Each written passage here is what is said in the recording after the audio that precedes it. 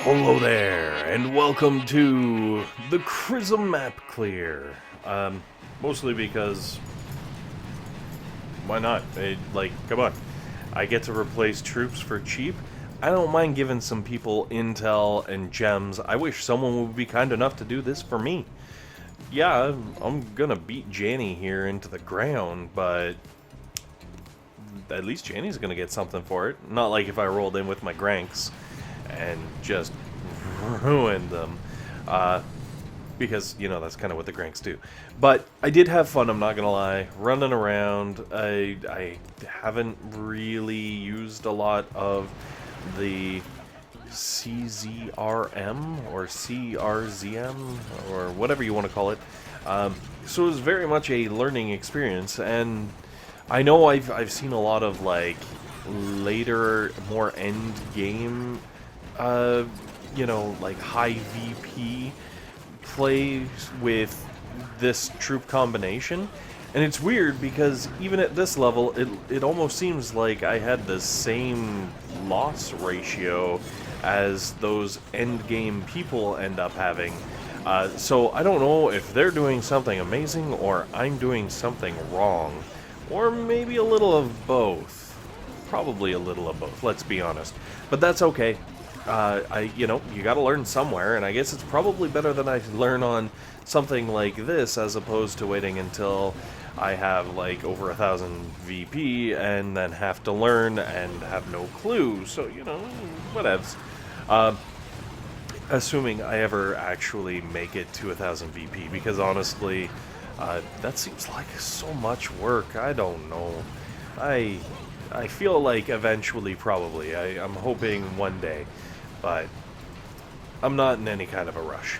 So, like that, Jenny goes down, and then I realized, wow, man, Jenny has like 4 ice statues, and I didn't realize how buff Jenny was, but Jenny went down, because Jenny's got a gun. No, alright.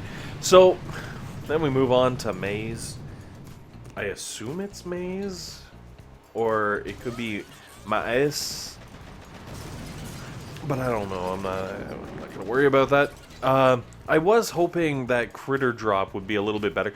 When there's just a sliver of health, I love dropping the critters, and then like they split 50-50 and take out like the 2 buildings that are right beside each other that have no health. It always puts a smile on my face.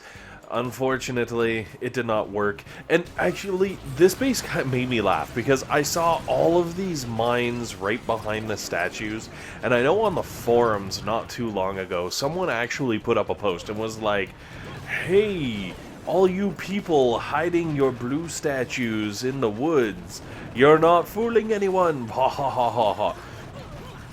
For the record, some people still actually get fooled. I feel sorry for them, and obviously they do not, you know, watch my channel because I've lost my blue statues, to be honest. They're somewhere off in the woods. I don't even know. And they did, I think at one point, have a position that was not in the woods, but then like way back, I think that like back before I was even technically HQ 20, I did like a full clear of my map and got rid of all of the trees and everything, so that I would have room to do some stuff. I don't even know how far back, like it feels like years ago, even though it was definitely, you know, a couple of months max.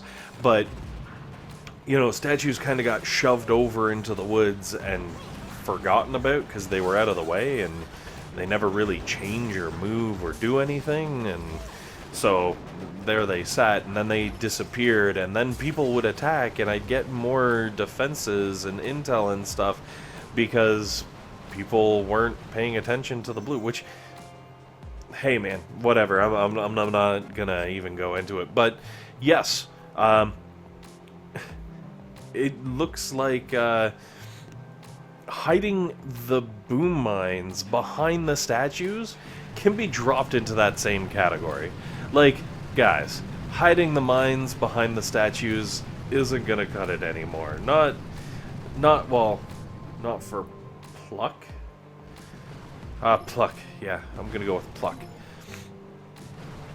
He has some real pluck, guys. Oh, sorry.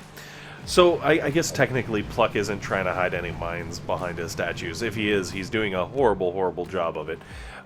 It looks like he may be trying to hide some mines in the trees, but fortunately, because this is an ice base or a winter base or whatever you want to call this kind of base, I can see where all the mines are, and I'm not really too worried about it.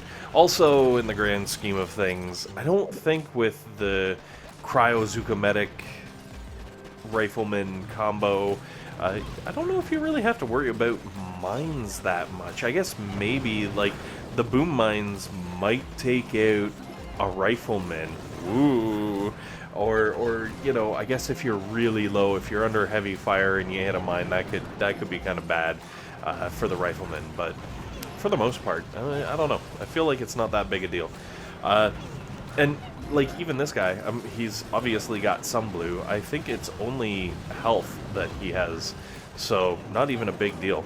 But yeah, the people that hide the mines behind the statues, man, like, I guess the first couple of times, maybe it kind of was like, oh man, caught me off guard, but, well, I don't think it even caught me off guard a couple of times, because I saw a couple people do it and do it poorly. See, because that's always the best way to learn, right? See someone do it poorly, and then you're like, oh, people do stuff like that? Oh, that's smart. Oh, tricky. Ah. And then you know, kind of have it on your radar, so you pay more attention to it. I think maybe once or twice I've been caught unawares, because I'm just like, I'm not going to really bother scouting this base, I'm just going to go straight into the attack. Oh, this is easy, easy, easy. Oh, shoot, there were mines. Oh, I'm an idiot. But, you know, the sleepy booming. I'm convinced sleepy booming causes the deaths of more troops than anything else in this game. Like, Operations got nothing on sleepy booming. Nor does... What the heck would that be? I'm going to assume the N is silent. Hatminahak? Wow. I'm going to call him Phil. I'm going to go with Phil on this one. That's right. Dirty Uncle Phil. Because he's coughing, you know, with the hack at the end. So, Dirty Uncle Phil here has a really weird setup, and I was kind of like bombing things around, and I was just like, hey, you know what, this is actually working pretty decently. I'm laughing. This should be no problem whatsoever. Like, I took out all of his rocket launchers and his shock launchers, and haven't even landed a single troop. Like, I thought this was gonna be a breeze. Like, maybe I'd lose like 2 or 3 troops tops, and then be able to like coast right through this. But it turns out that it's not so much. This was actually a surprisingly difficult base. I think it's possibly because of the Doom Cannon. I didn't think the Doom Cannon would really matter that much, but maybe the Riflemen are close enough together, it can start using some of that splash damage and do some really bad things. Anyways, guys, this has just been a quick Chrism clear. Thanks for watching. Hopefully this has been helpful. Hopefully it's been entertaining.